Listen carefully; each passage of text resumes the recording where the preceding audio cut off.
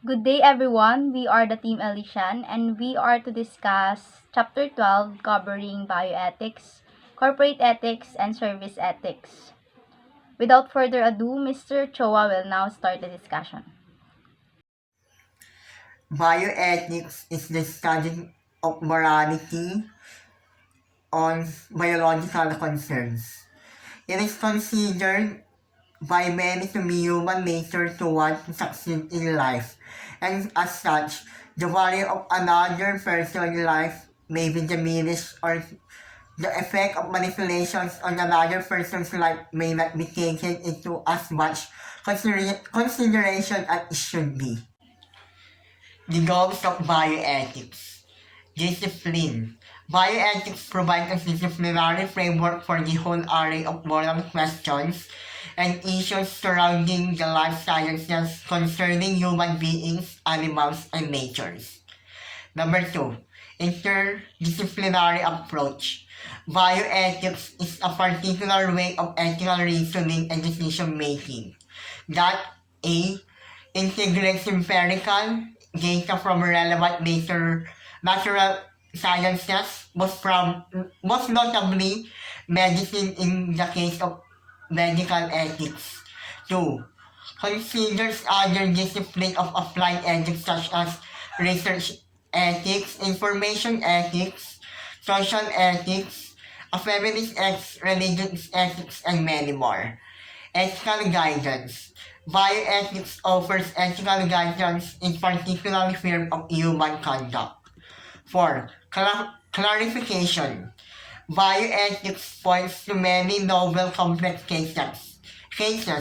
For example, gene technology, cloning, human-animal, and facilities the awareness of the particular problem in public discourse.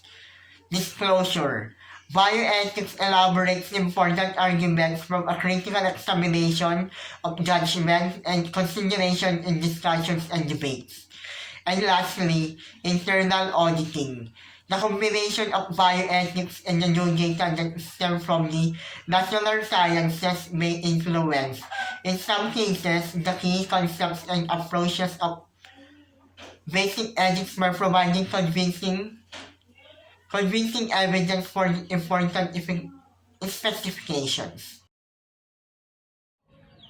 For a medical procedure to be considered as ethical, there are four basic principles in bioethics that must be respected.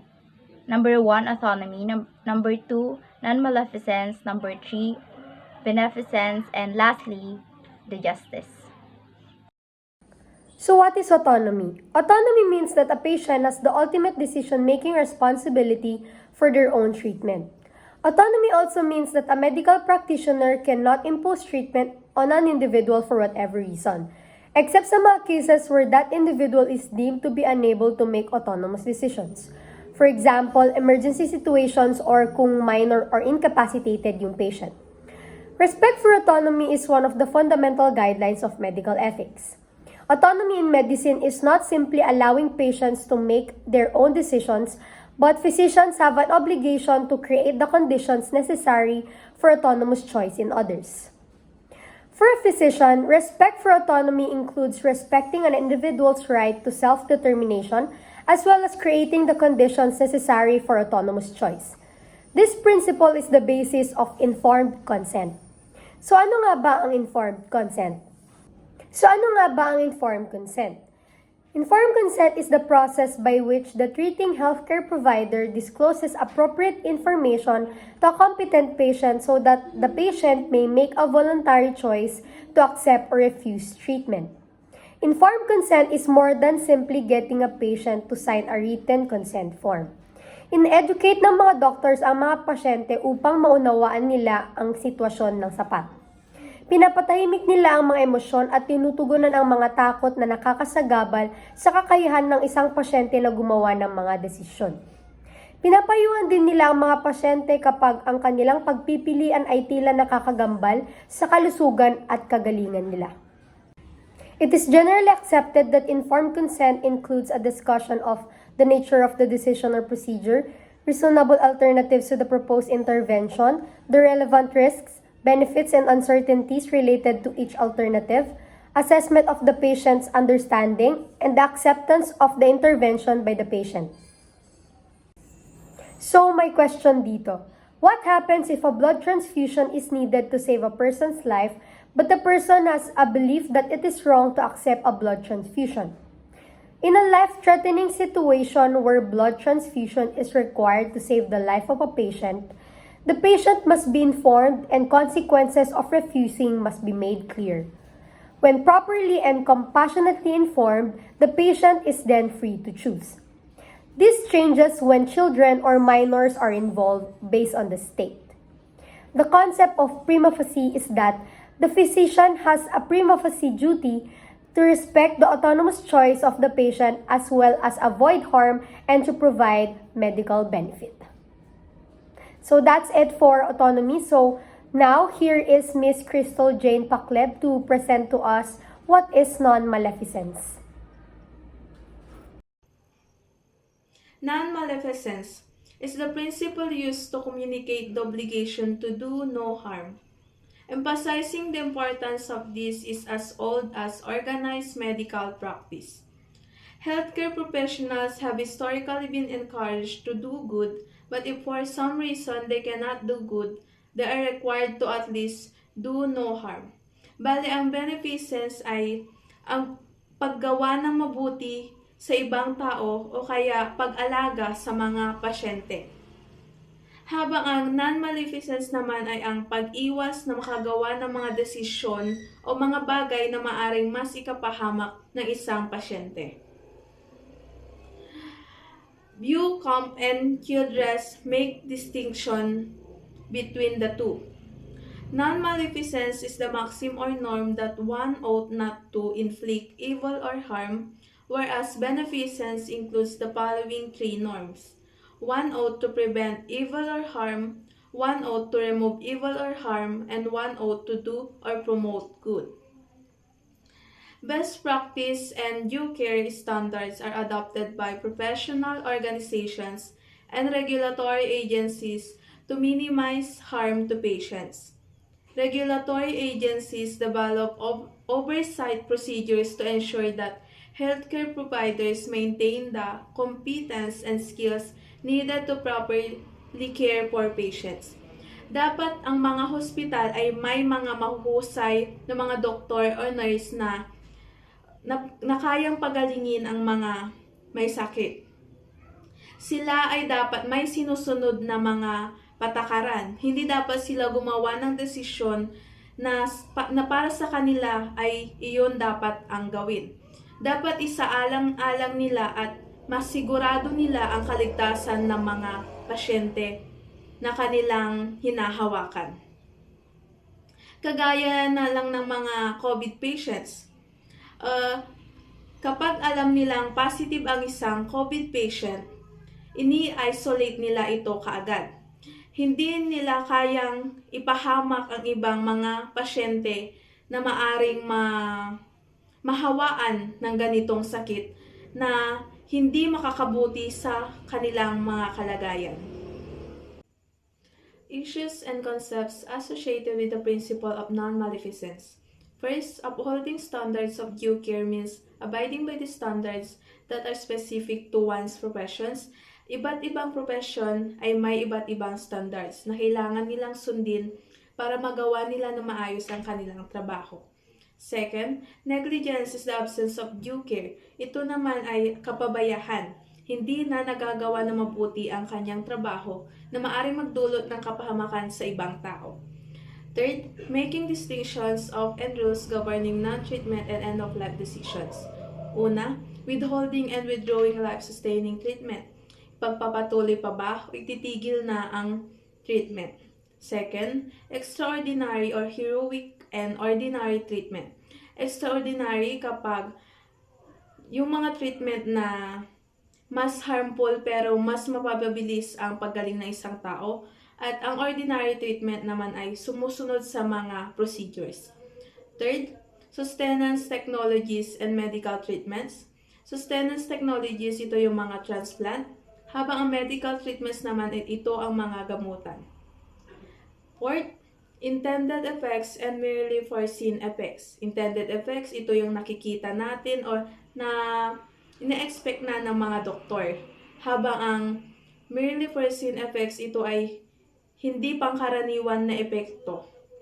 And last, killing and letting die. Papatayin ba o hahayaan itong mamatay?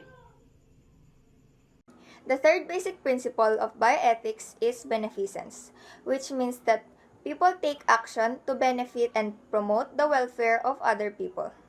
According to Beauchamp and Childress, the principle of beneficence consists of performing deeds of mercy, kindness, friendship, charity, and the like. The ordinary meaning of beneficence is that people that work on the healthcare field or medical field have a duty to be of a benefit to the patient, as well as take positive actions to remove or prevent harm from them.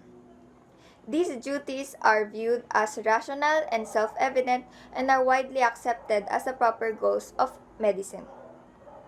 However, there are times that healthcare professionals are faced with ethical conflicts because of having the duty of providing benefit to their patient, but in order to do this, they would have to violate the right to self-determination of the patient or his autonomy. So this is where paternalism comes into play. Paternalism is the deliberate overriding of a patient's opportunity to exercise autonomy because of a perceived obligation of beneficence.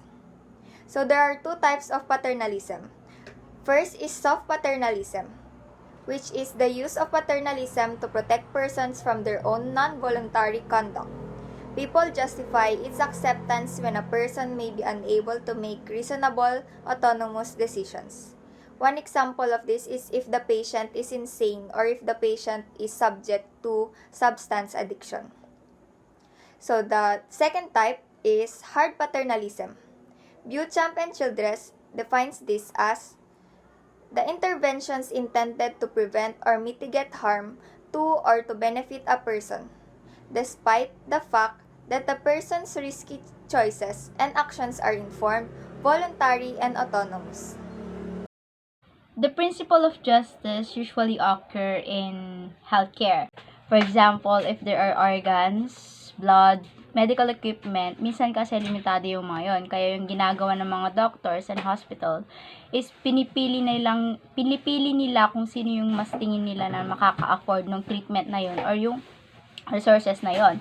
So, dito na pumapasok yung principle of justice. Because it states that anyone or everyone who needed the treatment or that resources must have an equal opportunity to receive them. Hindi dapat sila nagbe-base dun sa status ng patient. Kung sino yung mas mayaman, siya na dapat yung uunahin. No, they must receive an equal treatment. Dapat pantay-pantay lang yung makukuha ng mga tao. Artificial insemination is planting of sperm in the woman's body to facilitate conception.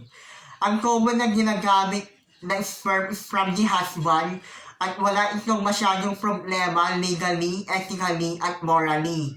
May mga instances kasi na pinagsasama yung sperm from the donor and the husband kasi pareho sila ng characteristics. In religious group, hindi ito pinapayagan dahil morally wrong ito. And if yung husband or yung wife is nagpa-inseminate from the donor's sperm without the consent and knowledge of her husband, nagkakaroon ito ng malaking problema kasi nagkakos ito kung paano nila ito papalakihin kung yung inheritance o pamana and also for the child support. Single parents. May mga babae na mas prefer nilang mag-adopt kaysa sa mag-conceive. May mga lesbian couples na rin na nagpapa-artificial insemination from a sperm donor and may mga gays na rin na nag-a-adopt through legal process. May mga single woman or unmarried woman married na nagpapa-artificial insemination at nawawala na ang concept ng two-parenting, which is the man and woman in the best interest of all children. And isa ito sa mga problema ng ating society at ito ay isang ethical issue rin. Surrogate mother is the one who agrees to bear a child conceived through artificial insemination. Ang best na example dito is sa case ni Joel Cruz na may-ari ng afisyonado. Sa kanyang case, bali 8 ang kanyang anak and iisa lang yung biological mother nila. And the first set of twin is kinary ng biological mother, but the rest is kumuha na sila ng surrogate mothers dahil hindi na niya kaya ito at nalalaglag. Sustenance of life issues. Organ transplantation. Organ transplantation is the process by which a tissue or organ is removed and replaced by a corresponding part.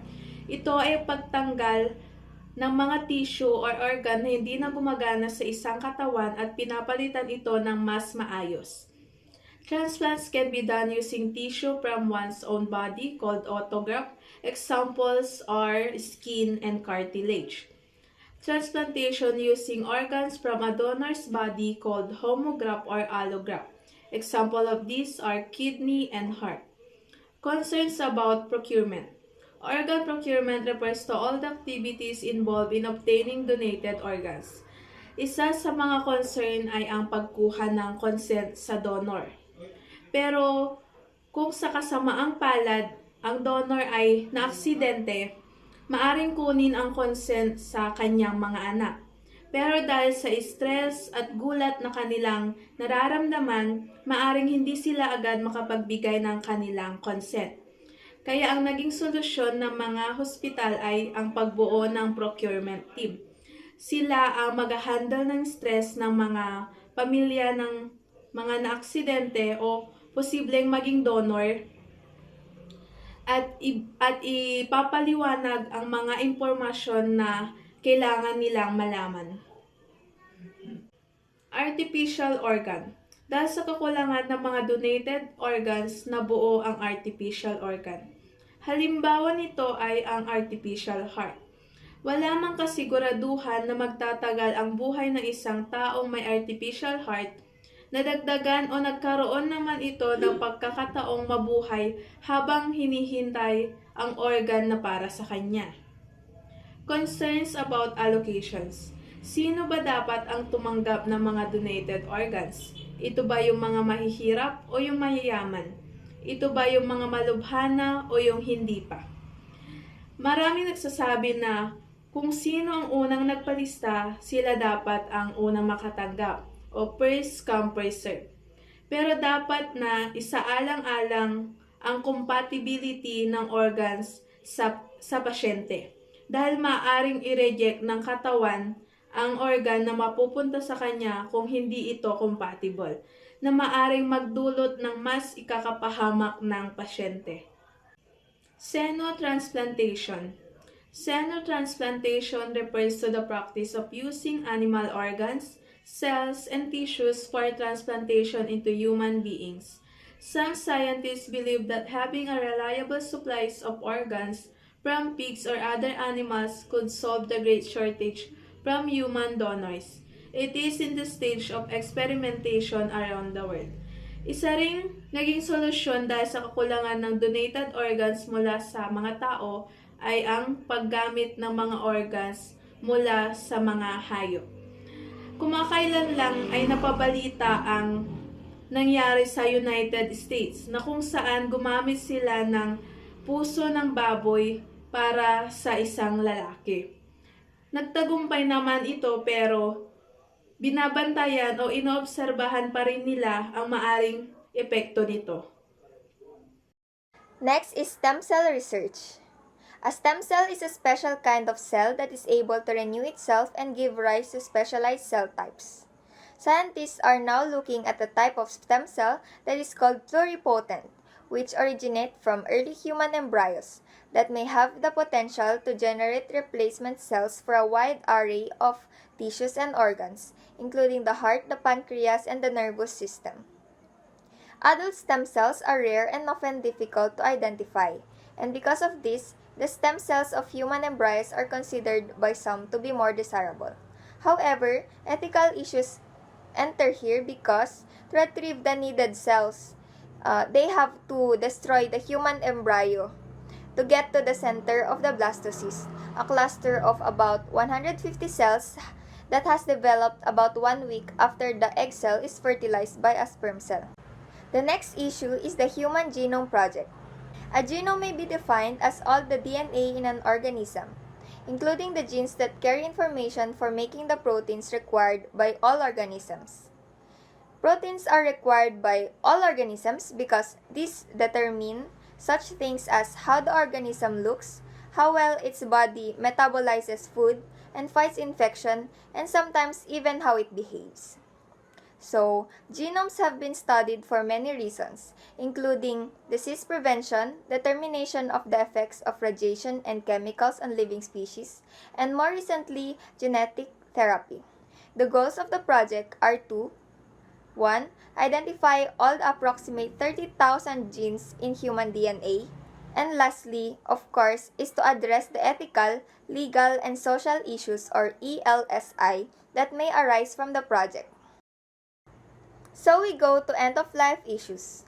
As mentioned earlier, the advent of life-saving procedures and mechanical devices has required the definition of death, caused us to examine the meaning of quality of life, and created debates on death with dignity.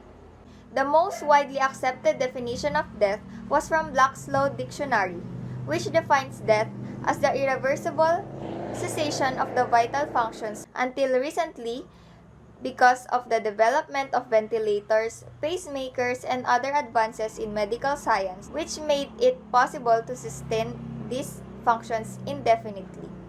So, newer definitions of death have been built around the concept of human potential. In the issues of life and death situations, fetal treatment is also included. These are the situations wherein a patient can be revived or cured kahit na anong gawin na treatment is hindi na talaga tatala because the patient is already dying. For example, a patient suffering or dying of a terminal cancer. Respiratory infection treatment may be deemed futile because it cannot alter the fact na mamamatay na yung patient. So, kailan nga ba nagkakaroon or kailan ba mako-consider na futile ang isang treatment? According to Schaderman and Jecker 1993, kapag daw sa 100 na cases na magkakapareho ng nature is kapag yung sinagawa na treatment doon ay walang pagbabago or walang improvement, then it can be considered futile. Kaya naman dito nagkakaroon yung issue or yung problema. Kapag ba dineclare na futile yung isang treatment, is wala na bang karapatan yung patient na makareceive pa ng treatment? Yung mga issue ganon. Kaya naman sa mga life and death situation, yung mga patient usually incapacitated sila or wala silang kakayang magdesisyon on their own. Kaya naman ang ginagawa ng mga doctors or yung mga nurses or hospitals, hinihingi nila yung consent, humihingi silang consent sa family or relatives ng patient. O kaya naman, hinahanap nila kung merong directives or may will ba na iniwan yung patient. And next we have euthanasia. I bet everyone's already know what euthanasia is. Euthanasia is also considered as good death. Bakit good death? Kasi the purpose of euthanasia is to end one's life painlessly, to end his or her suffering. May dalawang classification ng euthanasia. The first one is negative or the passive euthanasia, and the second one is the positive or active euthanasia. Kapag sinabing negative or passive euthanasia, ito yung mga situation wherein wala talagang ginagawa yung mga doctors or nurses na heroic acts para i-revive pa yung dying patient. For example, yung matanda, mga 57 years old, nagkaroon ng heart attack and he's also suffering from cancer. Ang ginagawa nila kapag nagpunta sa life and death situation yung patient or nag-aagaw buhay na siya, hindi na ginagawan ng paraan ng doktor para i-revive pa siya kasi ayaw na nila na mas magdusa pa yung patient. And the next one is the positive or active euthanasia. Ito naman yung situations wherein yung doctor or yung physician is nagpe-prescribe ng mga supplies, mga gamot para lang yung buhay ng patient is hindi na humaba or gusto nang paikliin ang buhay ng pasyente. Kaya naman binibigyan siya ng gamot na pwede niyang ikamatay. So, nagkakaroon ng euthanasia kapag yung patient is ayaw na niyang mabuhay or kaya naman yun yung wish ng family na hindi na nila kaya pang nahihirapan yung family member nila. Now that we are finished with ethics concerning biological issues and facts, we will now go to the next topics, which are ethics as applied on the business environment and ethics as applied on the state or the public sector. Business ethics. Business ethics, also called corporate ethics, is a form of applied ethics or professional ethics that examines the ethical and moral principles and problems that arise in a business environment.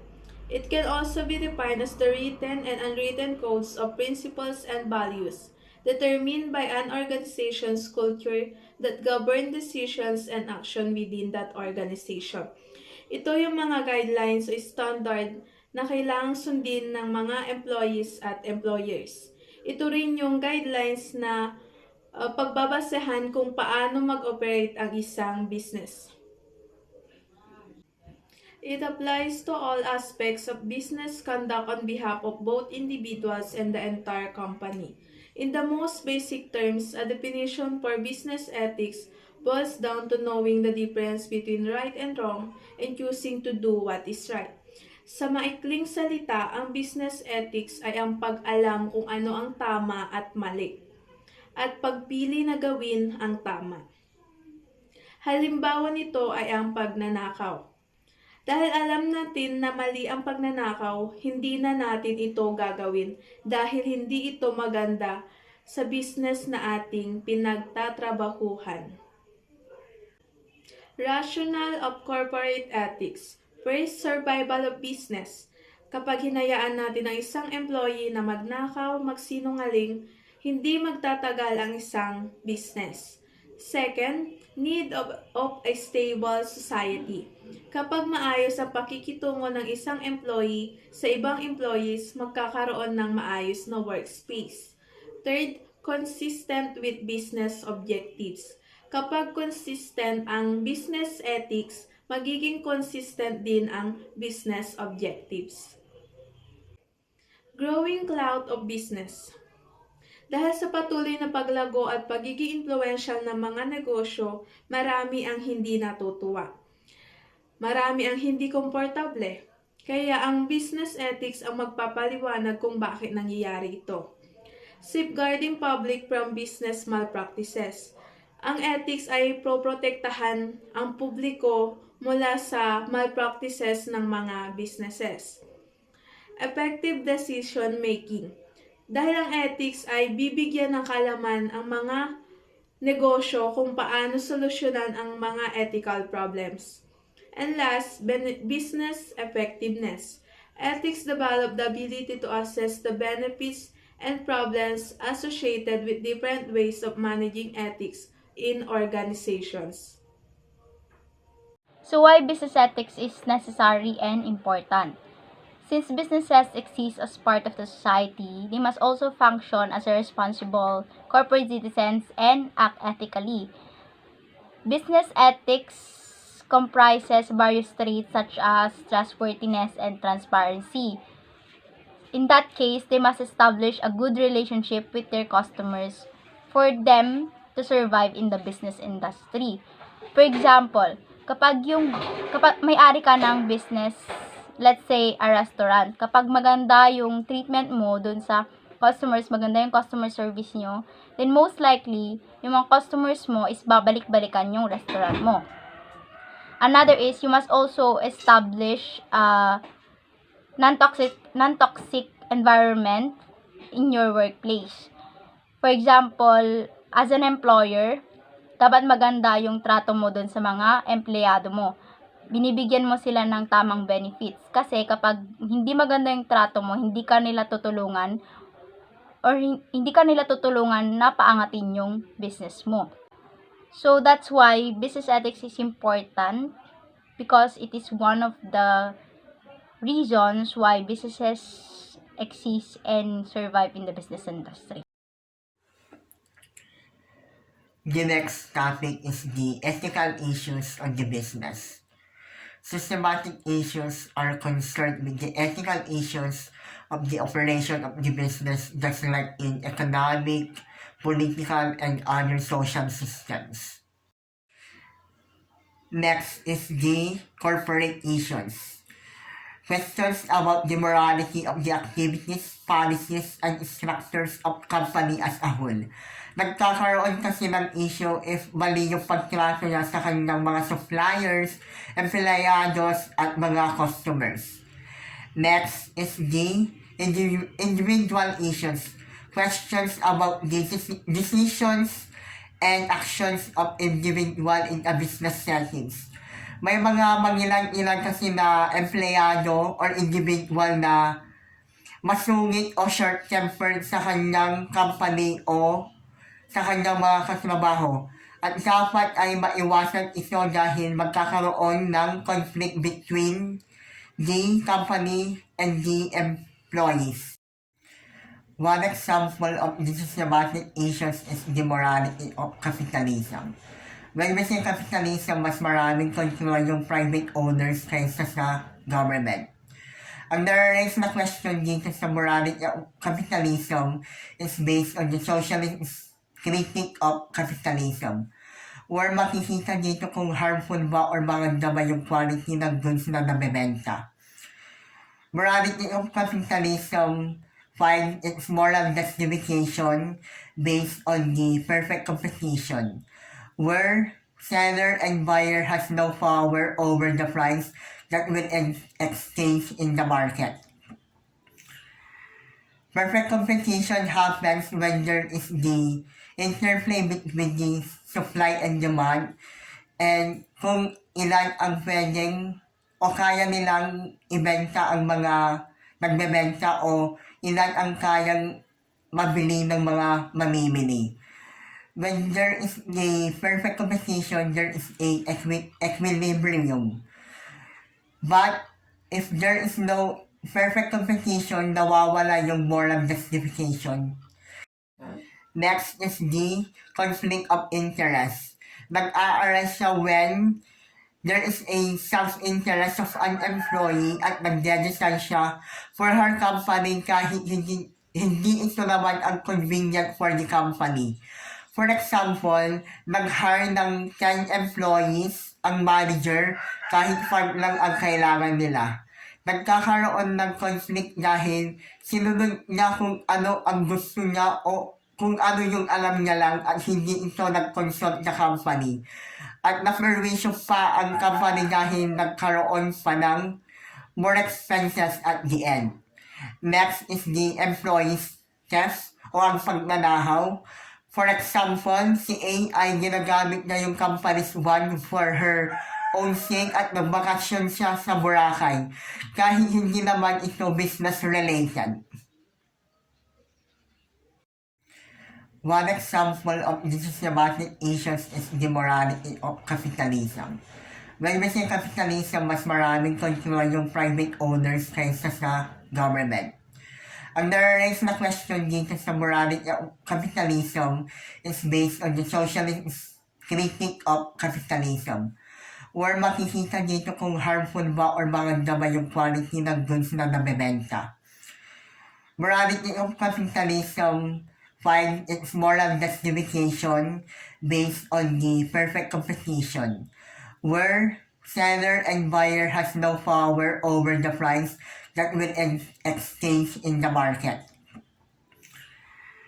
Perfect competition happens when there is the interplay between the supply and demand, and kung ilan ang pwedeng o kaya nilang ibenta ang mga nagbebenta o ilan ang kayang mabili ng mga mamimili.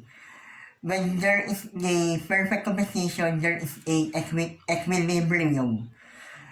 But if there is no perfect competition, nawawala yung moral justification. Next is the whistleblowing, o yung nagre-report or ine-expose mo yung wrongdoings ng previous company mo sa public or sa company na pupuntahan mo. There are two extreme use of morality of whistleblowing. One, it is morally wrong dahil nawawala yung loyalty mo sa company at nababiolate yung confidentiality. Two, morally right dahil nagkakaroon ng free speech. Next is the sexual harassment, which means nag-take advantage ang isang tao sa vulnerability ng isang tao. It's either verbal or physical touch at magkakaroon ito ng damage sa psychological for someone na naka-experience nito. Ethics is an essential part of public service work and maintaining the integrity of democratic institutions. Although people in public service generally work to improve the lives of the public, their behavior in public service is based on subjective morals and belief system as opposed to universal ethical principles. The purpose of ethics is to bridge the gap between these varying moral systems, ensuring that public service is represent all of the public. Public sector is the government with all its ministries, departments, services, public administrations, and other institutions. There are two core elements of public sector, which is in political level, bali sila yung nag-i-implement ng mga, nagpo-formulate ng mga policies and guidelines for the public.